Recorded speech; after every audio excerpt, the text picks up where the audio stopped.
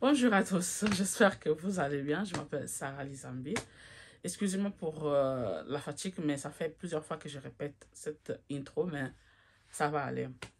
Bonsoir, bonjour, bon après-midi. Je ne sais pas l'heure que je vais regarder la vidéo, mais j'espère que tu te portes bien, tu vas bien. Moi, je me porte bien par la grâce de Dieu. D'accord. Aujourd'hui, je vais seulement vous partager un peu de mes connaissances, un peu des choses que le Saint-Esprit a dû travailler sur moi, un peu de tout. En fait, aujourd'hui, je vais vous partager la signification et de comment moi j'ai vécu la procrastination. C'est quoi d'abord la procrastination? La procrastination, en paroles brèves et vraiment pauvres, c'est renvoyer à demain ce qu'on peut faire aujourd'hui. Et le Saint-Esprit m'avait déjà mis au cœur de le partager vraiment plusieurs fois. Mais la procrastination, c'est déjà ça. C'est renvoyer après ce qu'on peut faire aujourd'hui. C'est un des problèmes que beaucoup de chrétiens ont subi ça comme quelque chose de quotidien. On arrive à mal gérer la chose en fait. Moi, je parle un peu de mon petit témoignage. Dieu a mis sur moi beaucoup de choses. Mais il y a ce problème que je renvoie toujours à demain. C'est que je peux faire aujourd'hui. Déjà pour faire la vidéo aujourd'hui, je me suis levée parce que je me suis dit, ok Sarah, avant de t'asseoir, commencer à parler, commencer à partager, tu dois quand même te nourrir de quelque chose, non, de bonnes connaissances pour pouvoir partager aux autres. Mais dans mon esprit, le Seigneur me disait que non, lève-toi. Fais déjà l'acte de te lever pour faire l'action.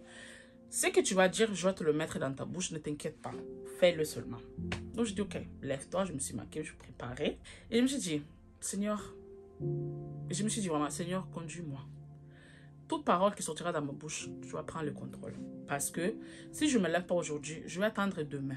Et je vais dire que non, le moment que je serai prête pour partager la chose, je vais le faire. Le moment là, ça ne va jamais venir parce que si je ne prends pas l'acte de briser ces chaînes, de briser ces liens, de dire que non, je vais faire ça demain, je ne vais jamais le faire. Et au contexte de spiritualité, la procrastination, c'est un mauvais esprit. C'est un esprit qui combat beaucoup la réussite de beaucoup de chrétiens entre nous. Même si tu dois seulement partager un verset, même si tu dois seulement, je ne sais pas, donner une bonne nouvelle à quelqu'un, ou même seulement partager la parole de Dieu, c'est un blocage. Si tu renvoies tout ça demain, ça devient la procrastination.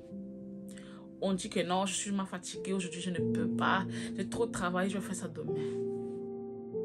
Refais ça demain, tu es fatigué, repose-toi un peu. Refais ça demain, tu es fatigué. Tu ne vois pas que ton corps n'arrive pas à faire, laisse tomber. Repose-toi demain, tu vas faire. Même les fois aussi quand tu pries ou quand tu fais quelque chose d'important, il y a la fatigue, il y a le sommeil qui te prend. C'est pas facile, mais c'est important aussi de se réveiller, de dire non, stop. C'est important aussi de dire non, non, stop. Je vais changer les choses de maintenant. Déclarer les choses, c'est une puissance. Quand on dit toujours là, non, que je commence le lundi pour commencer un nouvel business, pour apprendre une nouvelle langue, pour commencer à étudier. Est-ce que tu es dans cette mood qui te dit que tu ne peux pas faire aujourd'hui? Tu vas le faire le lundi. Le fameux lundi que tout le monde aime. Le lundi de 10 ans passés, c'est encore lundi de demain. Non, c'est le lundi de maintenant même. Transforme le lundi de demain à aujourd'hui. Change ça au lieu de dire lundi, dis que je commence maintenant. Je dis que je commence maintenant. Parce que Jésus n'a pas dit qu'il va nous laisser. Il n'a pas dit que je serai avec vous après je vous laisse. Non, il sera avec nous tout le temps. Il nous tient par la main, il dit que non. Courage, n'aie pas peur, je suis avec toi. N'aie pas peur, je suis avec toi. Tu as peur de quoi? Tu sais que tu sais d'être sûr d'arriver à demain? Non.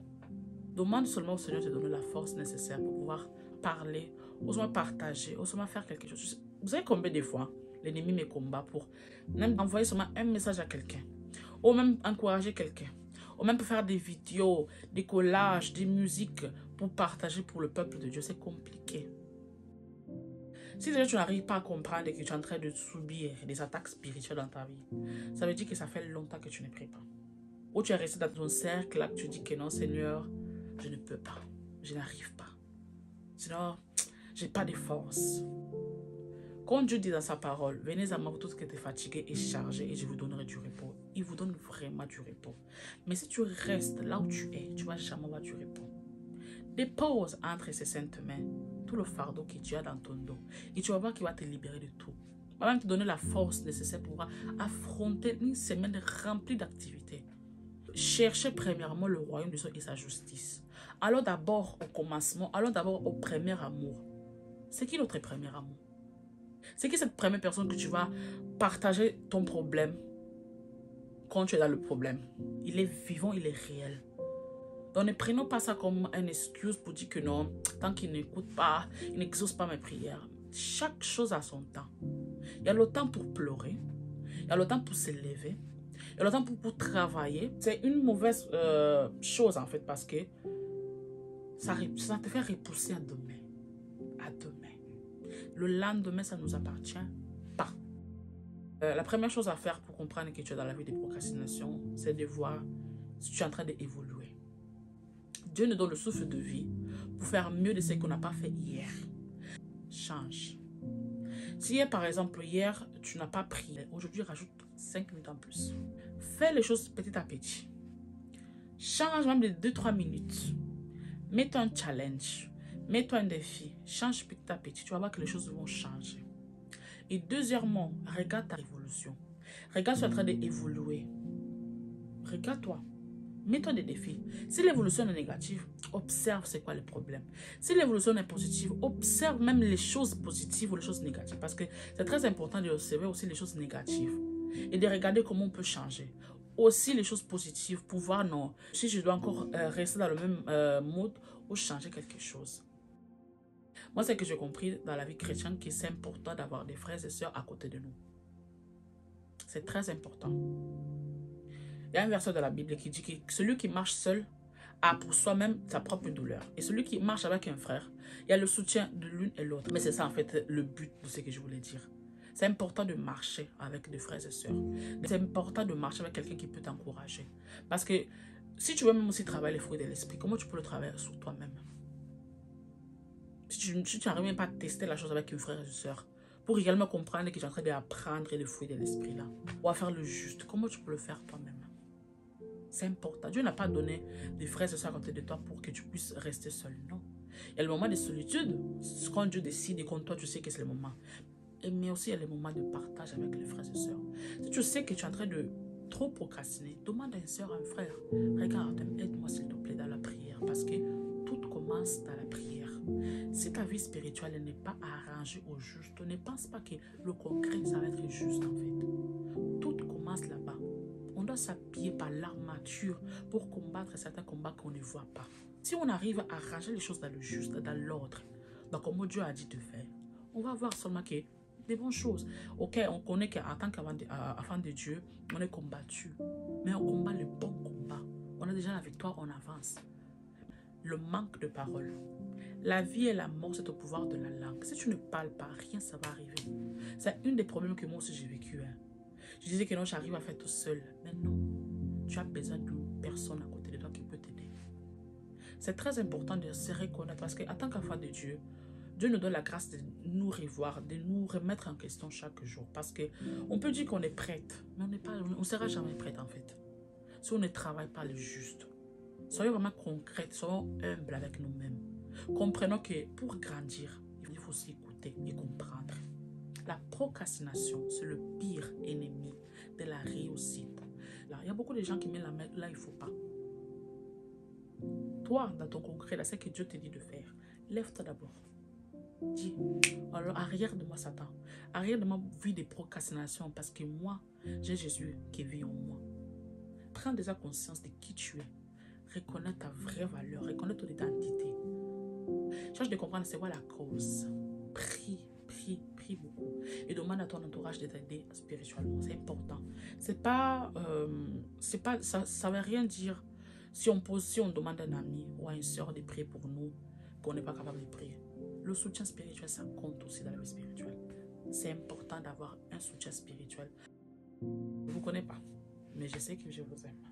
Et si vous êtes tombé sur cette vidéo, même par hasard ou même parce que vous cherchez une solution, sachez que Dieu vous aime. Tout est possible par celui qui croit. Tout est possible par celui qui croit. Donc croyez en lui. Mettez tout entre ses saintes mains et croyez seulement. Croyez. croyez. Merci parce que vous êtes restés. Je ne sais pas si j'ai tout dit, mais j'espère que ce que j'ai partagé ce soir, ça va vous encourager, ça va vous aider. Je ne sais pas si j'ai dit quelque chose, j'ai raté quelque chose ou j'ai perdu quelque chose, mais c'est important de briser cette chaîne qui nous empêche d'arriver à la réussite. Et je suis arrivée à la fin de ma vidéo et laisse un petit commentaire, un petit partage, ça va m'encourager à faire plus et à me mettre encore de nouvelles défis dans ma vie. Et passe pas seulement après tu pars, non, passe, laisse quelque chose après tu t'en vas. Donc j'espère que ça vous a plu.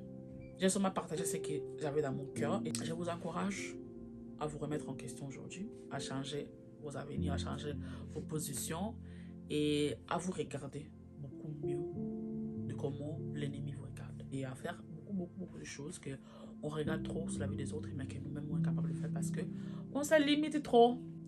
Et si vous voulez, laissez un petit commentaire avec un petit témoignage sur la procrastination. Que Dieu vous bénisse. Un gros bisou. À la prochaine. Bye.